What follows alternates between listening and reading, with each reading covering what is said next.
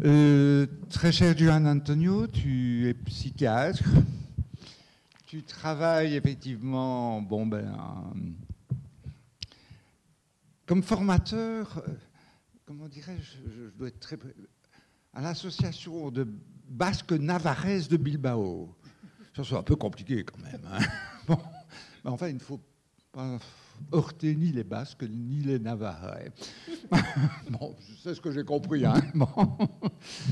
Mais bon, j'ai eu le plaisir de pas mal travailler avec toi hein, dans le board d'Eftassim. Et ben, tu me dis que tu es l'actuel président de l'association de thérapie familiale d'Espagne. Félicitations. Et tu vas nous entretenir aussi des problèmes d'addictologie. À toi la parole.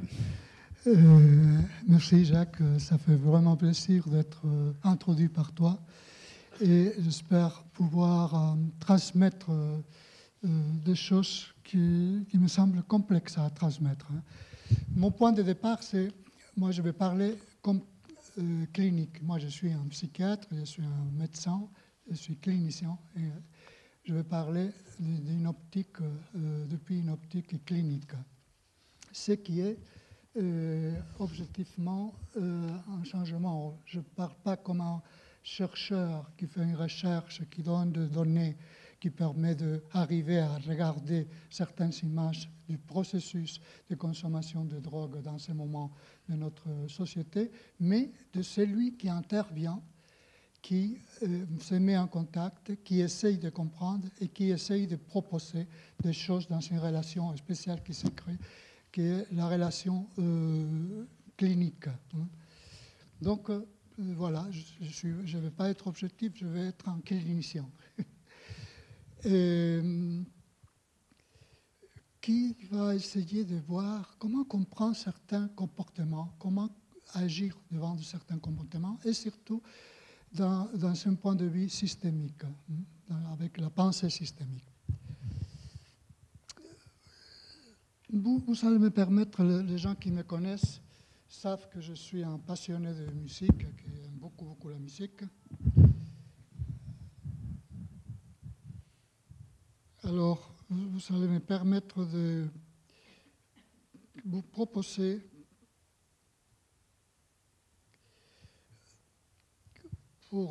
d'écouter un instant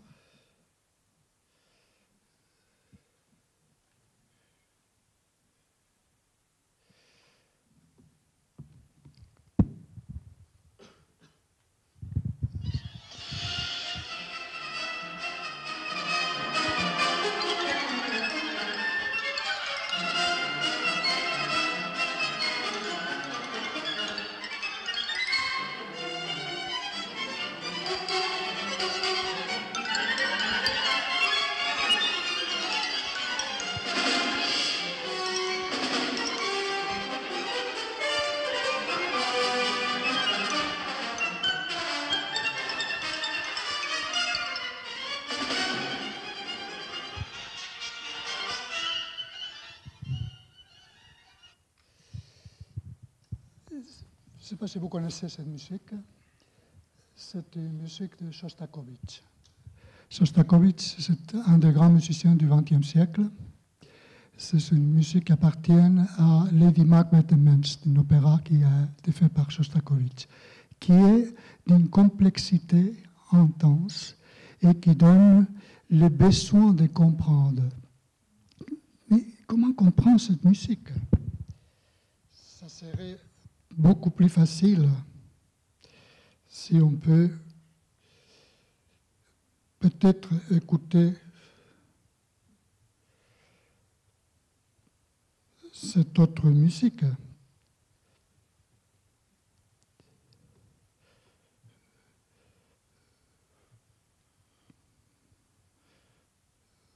Si je la trouve.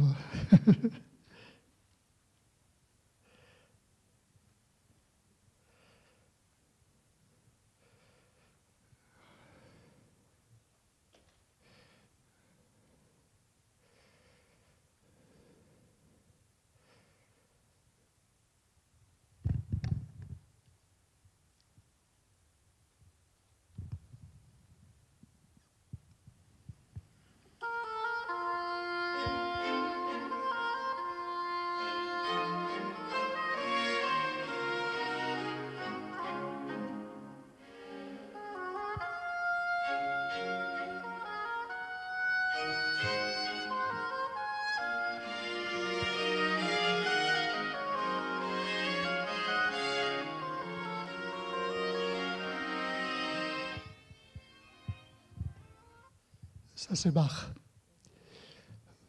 Pour comprendre Shostakovich, il faut passer par Bach.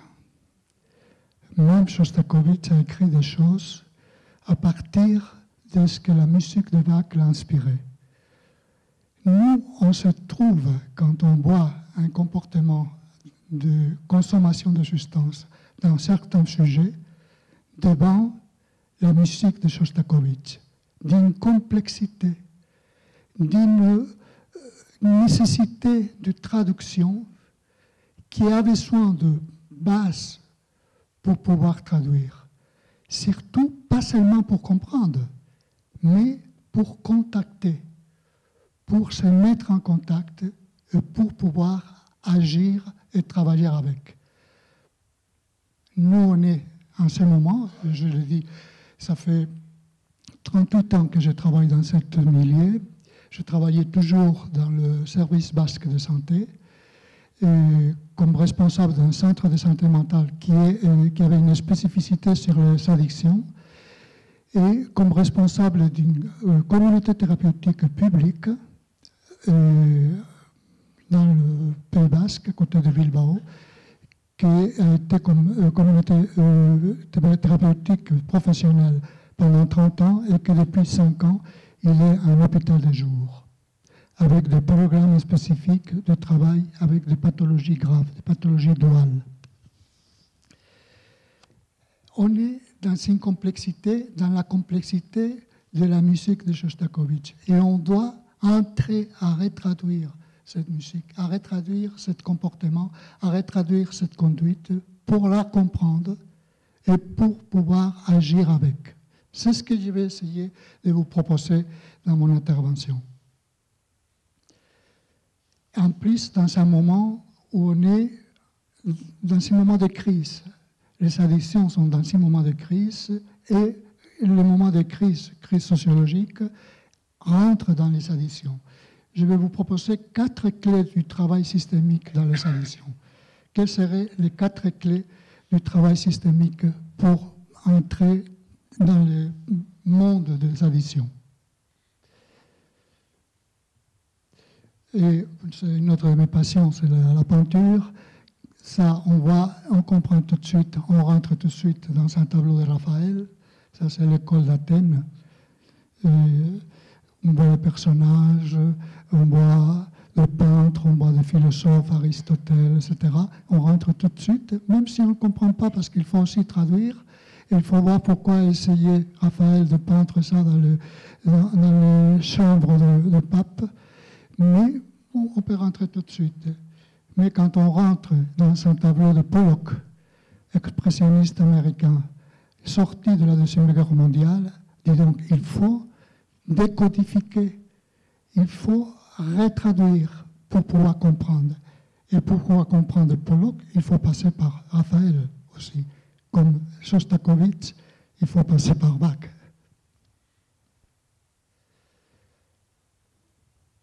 Quelle a été l'évolution du modèle de traitement dans les approches de toxicomanie? Maintenant, on ne parle plus de toxicomanie. Mon collègue l'a dit, on parle des addictions. En Espagne, on parle de tous. Troubles dans l'usage de substances. Trastornos por uso de sustancias. Troubles par l'usage de substances. C'est le nouveau code dans lequel on se trouve, l'addictologie et le trouble pour l'usage de substances. Substances, pas de drogue. On a changé. Et pour pouvoir comprendre substances, il faut pouvoir comprendre, il faut savoir que drogue, qui a été la manière comme on a appelé pendant des années ces substances, qu'on parle aujourd'hui de substances, avait une signification qui était une signification économique. Drogue, bien du mot hollandais, drogue, qui veut dire sèche, qui était la manière comme on transportait les substances d'un pays à l'autre. Il fallait les chercher. C'est le côté économique qui est présent aussi dans l'évolution de la manière comment les drogues apparaissent et se met en contact avec l'individu.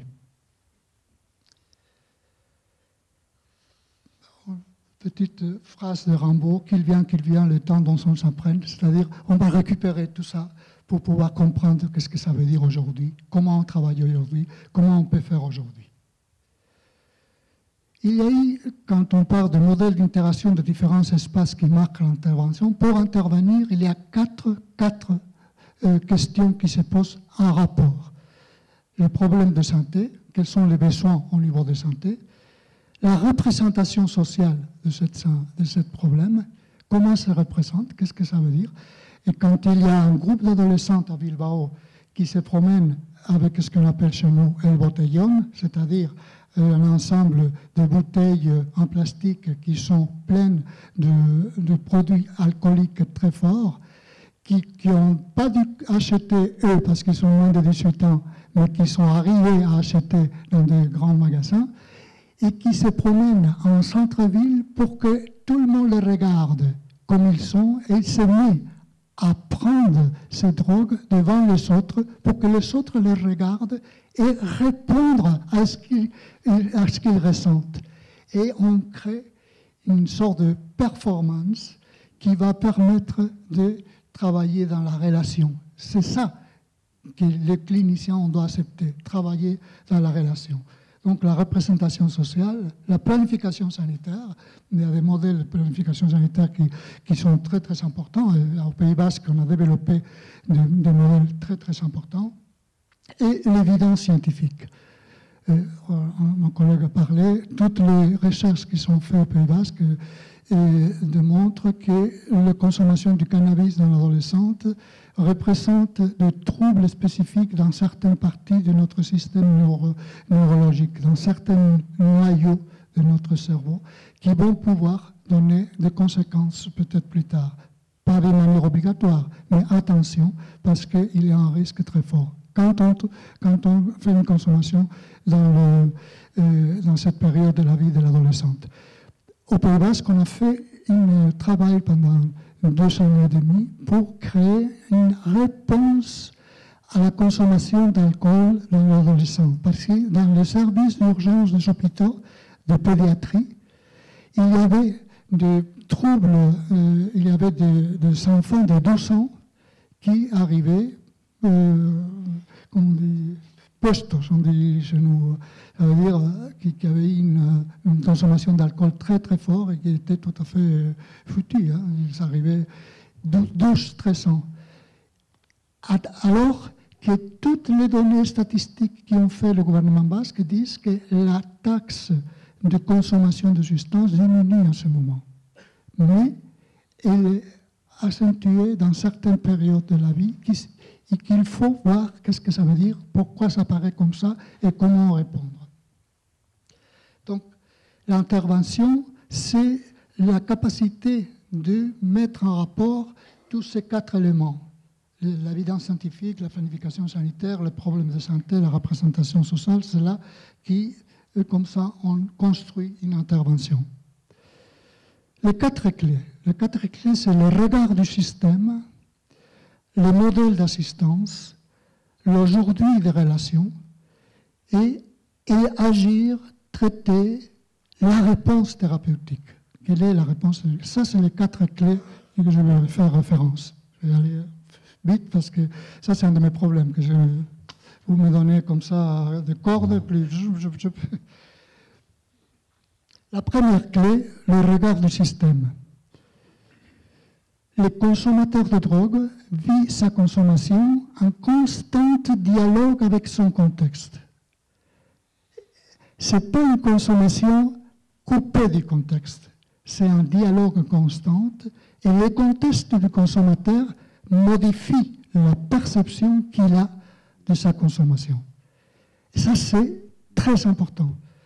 On vit dans un rapport, dans une relation, et il faut comprendre la réponse, parce que la réponse qui est dans ce contexte, je me rappelle, a travaillé avec une adolescente, 17 ans, entre 16 et 17 ans, qui arrive, envoyée par le juge dans notre consultation, dans notre service, parce qu'elle avait volé de bijoux de sa mère il est allé changer les bijoux pour avoir des sous pour acheter du cannabis.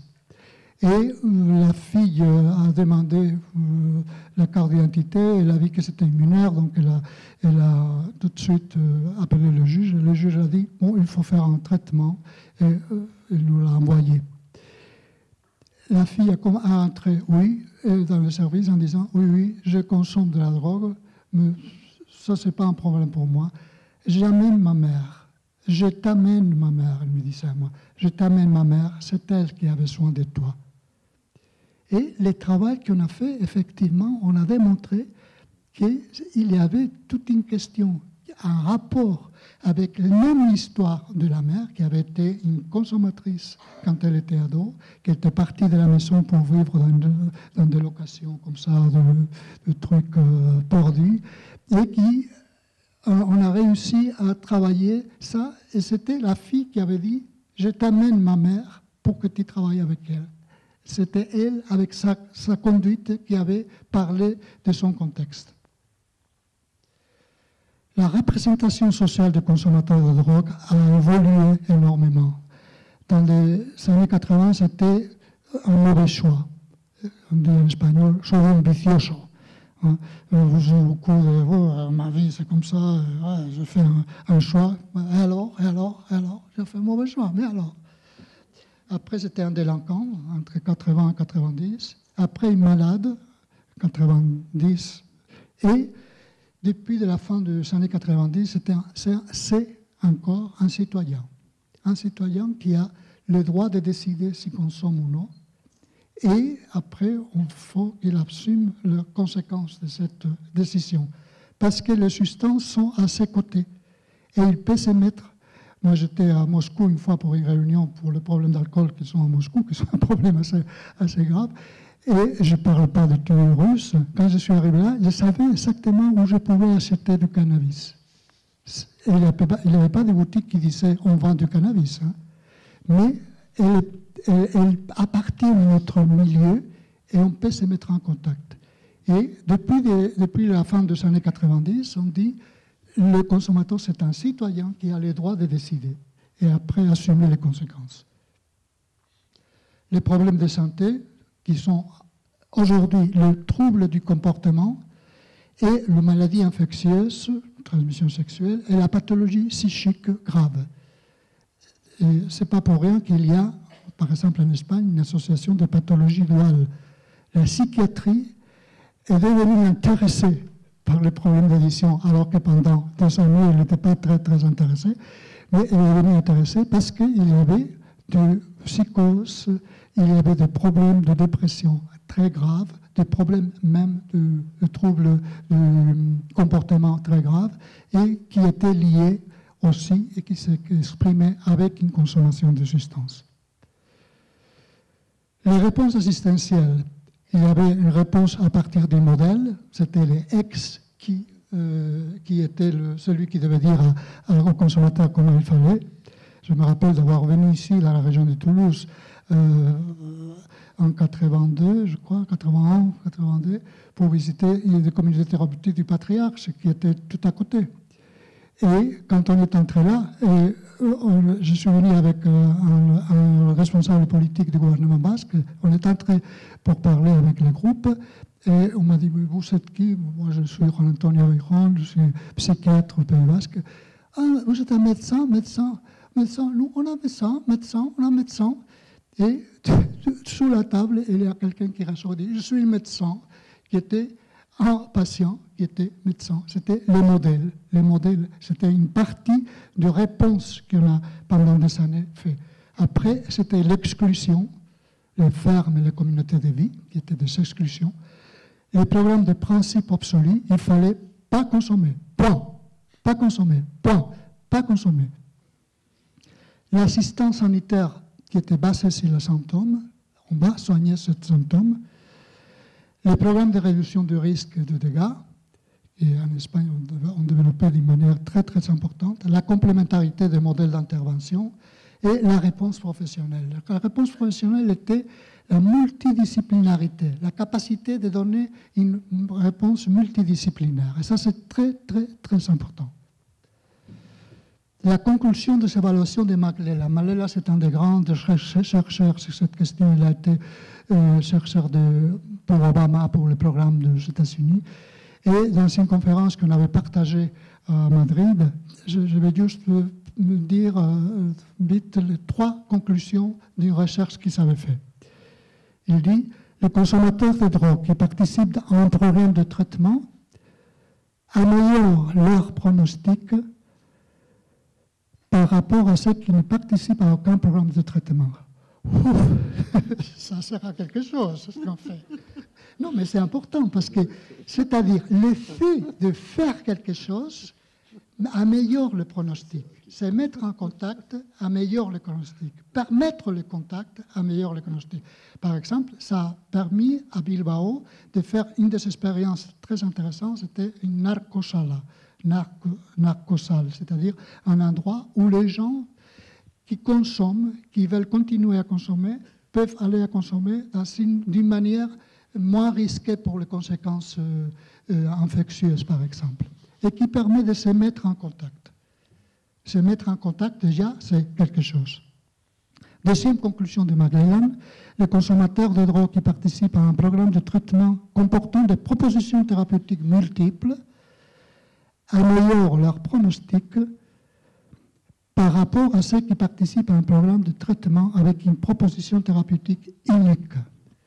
Si je suis le meilleur thérapeute de famille du monde, mais j'ai fait que ça, les patients qui consomment des drogues qui viennent dans mon service vont avoir un pire pronostic que celui qui arrive dans un endroit où il y a 2 thérapeutes de famille, un programme d'intervention groupale, de groupe, un programme d'intervention dans l'individu, des propositions de médicaments, etc. C'est-à-dire, c'est nécessaire l'éventail de propositions. Ça, c'est très, très important.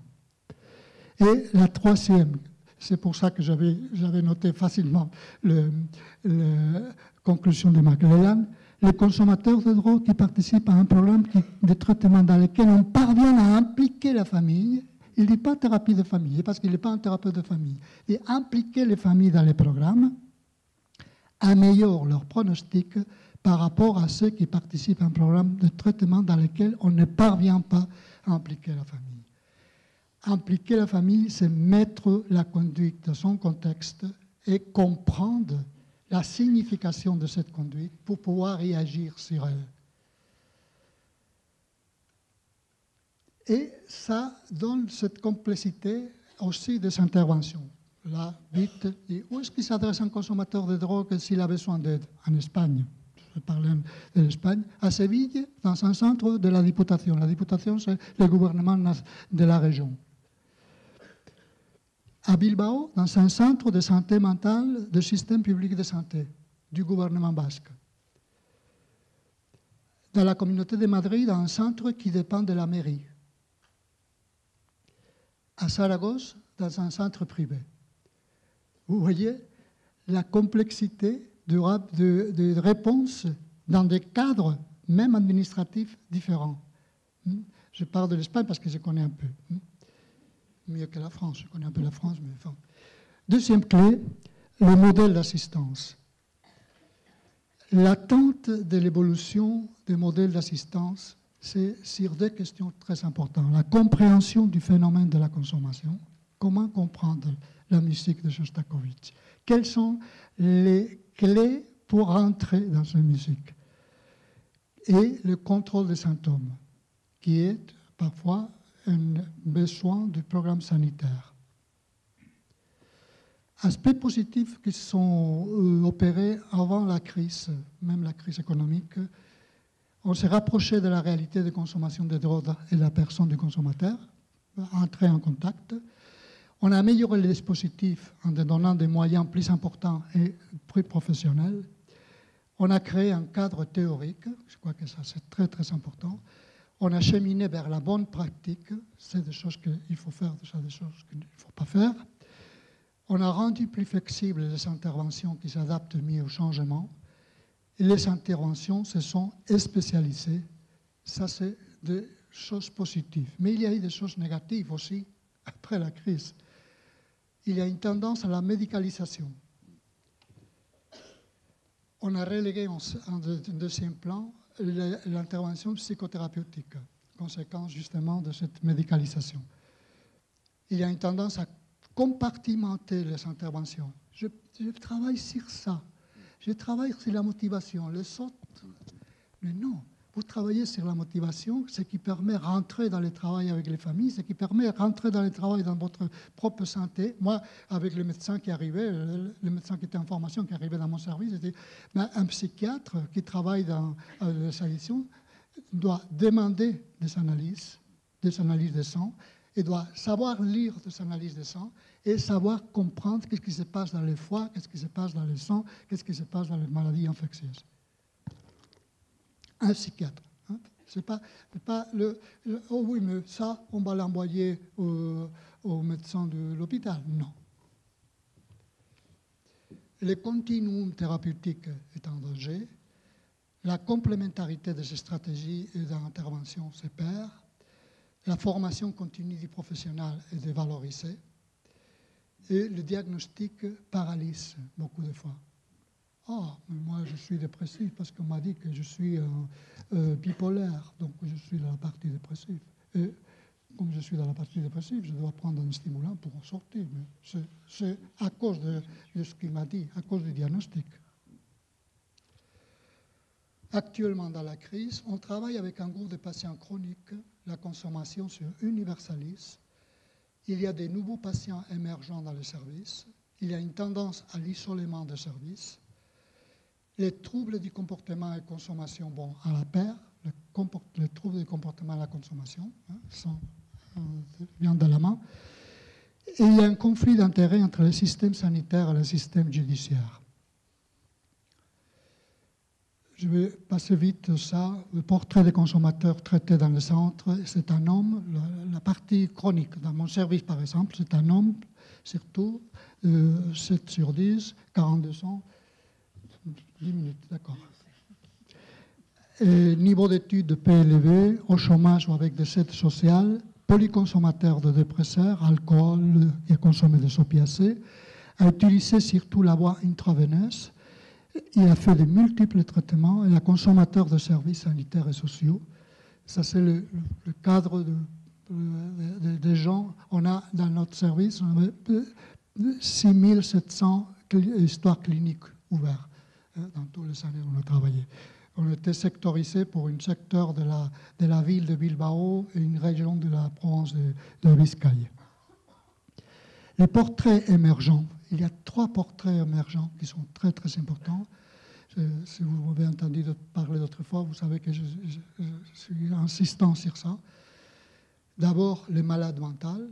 C'est un jeune avec une histoire d'hospitalisation psychiatrique importante qui fait une consommation de substances psychodysleptiques et stimulants avec des antécédents dans la famille, qui est usager des médicaments, patient qui fait, quand il veut être hospitalisé, il prend de la kétiapine et il fait des parties de kétiapine énormes, qui est un médicament très utilisé dans le service parce que on travaille beaucoup avec les histoires de contention de conduite, etc. C'est un antipsychotique, hein, attention. C'est un consommateur de services de santé mentale et toxicomanie et fait une consommation isolée et individuelle. Ça, c'est le premier émergent, ce qu'on met dans la pathologie duale. Après, c'est l'adolescent, une consommation ou non problématique ou très problématique, mais vraiment dans les deux extrêmes.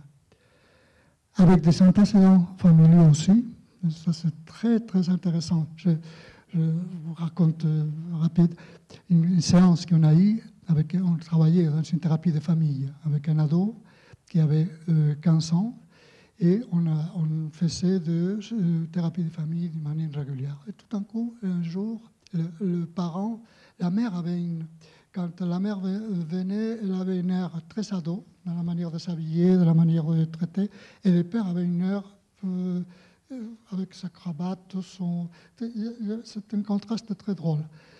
Et on avait une consultation, une session de famille, et puis l'enfant ne vient pas. Ah, tiens, ne vient pas. Non, mais comment? Parce on allait travailler certaines choses de propositions qu'on avait faites pour travailler depuis la dernière séance et tout. Non, il savait, il savait qu'on venait, mais il ne vient pas. On commence la séance avec les parents, et tout d'un coup, le père prend son téléphone et il commence à WhatsApper. Une fois, plusieurs fois. Alors, je me rappelle, j'étais derrière le miroir, parce qu'on travaille de manière systémique, c'était dans le service basque de santé, et il y avait le thérapeute et puis les groupes qui suivaient la session, et on téléphone, il dit, demande au père s'il y a un problème, quelque chose, peut-être que le thérapeute demande, vous avez un problème, parce qu'on vous voit avec le téléphone. Il dit, ben oui, c'est lui. Qui lui? Ben, l'enfant. Ah, l'enfant au téléphone. Oui. Alors, ben, il s'est fait pressant dans la séance. Oui. Qu'est-ce qu'il veut? Pourquoi il vous téléphone? Ben, il nous demande comment ça va la plante. Comment ça va la plante? Qu'est-ce que ça veut dire? Ben, vous savez, docteur, on a une plante de marijuana à la maison. C'est nous qui mettons de l'eau parce que les enfants, vous savez comme ils sont, les ados. Ils les laissent et la plante se meurt. C'était le motif du travail, c'était un problème de consommation de cannabis chez l'ado. Et c'était les parents qui nourrissaient la plante de marijuana. Et l'enfant a choisi de faire présenter ça de cette manière paradoxale. Je ne suis pas là et je raconte, je fais que mon père raconte ce qu'il fait. D'une manière paradoxale. C'est magnifique parce qu'on travaille avec la paradoxe dans le système. Donc, un ado, antécédents familiaux, implication familiale, qui utilise des substances stimulantes et alcool, difficulté d'intégration scolaire et sociale, très peu de conscience des problèmes, très peu de conscience des problèmes, consommation ludique surtout, pour le jeu, et des problèmes de comportement. Et ce sont souvent ces problèmes de comportement qui mettent en route possibilité de traitement. Et puis après, le troisième émergent, c'est le jeune adulte, qui est bien intégré de manière socio-laborale. Après, il y a une situation du couple, il vit avec sa copine, ou vit avec sa copine, en train de construire une relation de couple. Importance du milieu dans la consommation, avec des amis, les amis, les locales, qu'on dit chez nous. Les locales au Pays Basque sont très à la mode. C'est un endroit hors de l'espace de la famille où je peux trouver les autres pour construire une manière d'être ensemble, où l'alcool est présent, la consommation du cannabis est présente. Los locales, on appelle chez nous. Peu conscient des problèmes, il n'y a pas conscience des problèmes, qui utilisent surtout des substances stimulantes et alcool, peu d'implication familiale, très peu d'implication familiale, problèmes économiques en relation avec la consommation. Et consommation ludique, surtout. Ça, c'est les trois émergents avec lesquels on est en train de travailler. Troisième clé, l'aujourd'hui des relations. On est dans une nouvelle relation avec les substances à cause de la crise. Mais c'est parce qu'on a une acceptation de la consommation comme un droit. J'ai le droit de décider.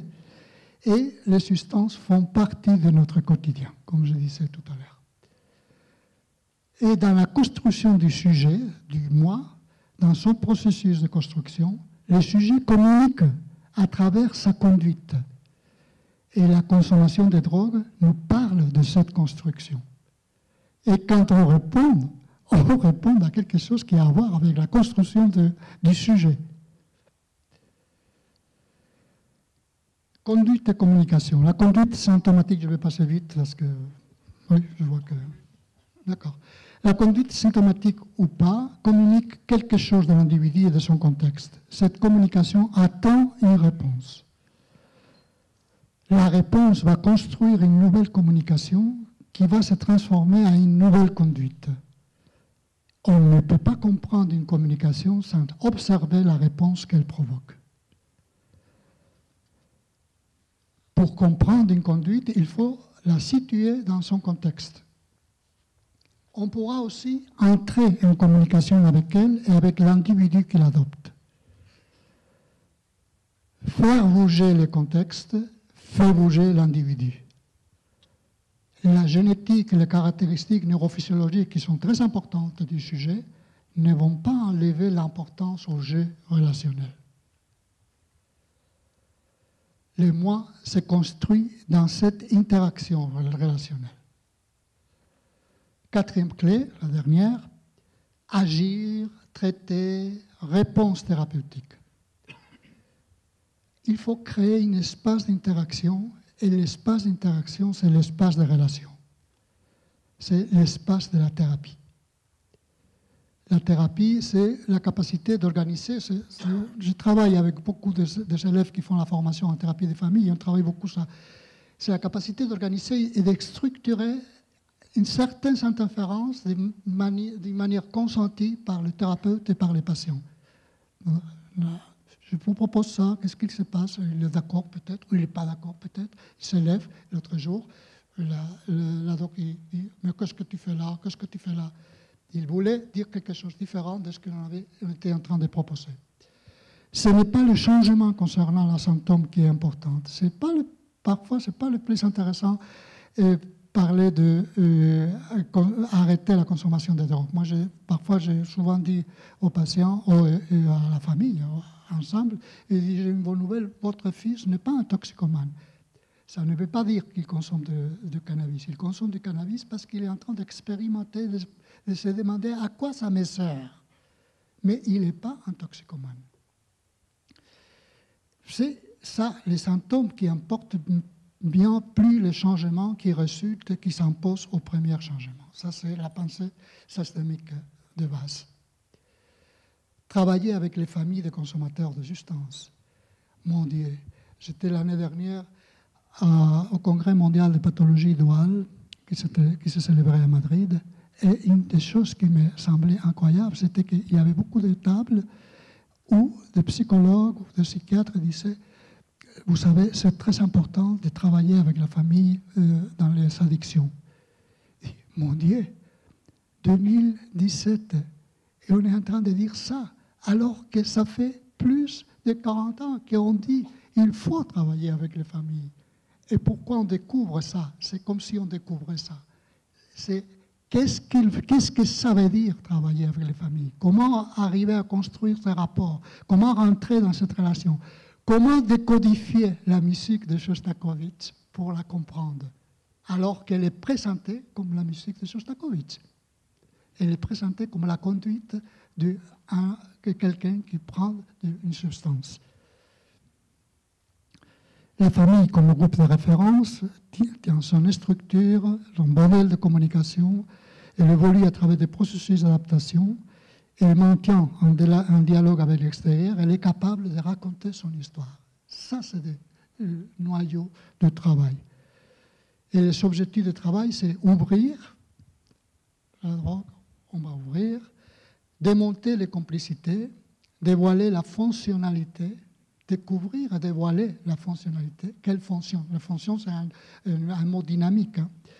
Travailler la structure, dédramatiser, chercher des solutions, éviter la culpabilisation. Ça, c'est des choses que j'ai eu l'occasion beaucoup de travailler avec Luigi Cancrini. Et on a beaucoup travaillé, on a beaucoup réfléchi en disant c'est ça le noyau du travail en principal avec les familles. À ne pas s'oublier les composants du groupe, la partie individuelle et les composants des familles. Bon, je vais m'arrêter là. Merci, Joan Antonio.